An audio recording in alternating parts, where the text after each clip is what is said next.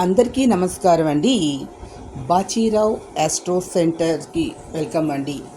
ఈరోజు మన వీడియోలో ఈరోజు పంచాంగం గురించి. ఈరోజు శ్రీ విశ్వావాసునామ సంవత్సరం, దక్షిణాయనం, వర్ష ఋతువు, భాద్రపద మాసం, బహుళపక్షం, ఏకాదశి రాత్రి 1:25 తదుపరి ద్వాదశి, పునర్వసు ఉదయం 9:30 తదుపరి పుష్యమి, వజ్యం సాయంత్రం 5:22 నుండి 6:56 వరకు, అమృత గడియలు ఉదయం 7:01 వరకు, తిరిగి రాత్రి 2:45 నుండి 4:18 వరకు. ధ్యానం చేసుకునే వాళ్ళు, చిన్నపిల్లలు చదువుకోవాలనుకుంటే ఈ సమయంలో చదివితే మంచి ఫలితాలు అనేవి ఉంటాయండి. దుర్ముహూర్తం ఉదయం 11:31 నుండి 12:19 వరకు. ఈ సమయంలో ఏ పనులు చేయకూడదు. రాహుకాలం మధ్యాహ్నం 12 గంటల నుండి 1:30 వరకు. ఇది దక్షిణాది ప్రాంతాల్లో రాహుకాల పూజలు చేస్తారు.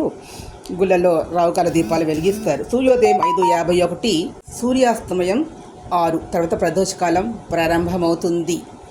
ఏకాదశి బుధవారం విష్ణు పూజకు అత్యంత ప్రీతికరమైనటువంటిది. ఈరోజు సాయంకాలం విష్ణు దేవాలయాలకు వెళ్ళి ప్రదక్షిణ చేసినట్లయితే అనంతమైనటువంటి ఫలితాలు లభిస్తాయి.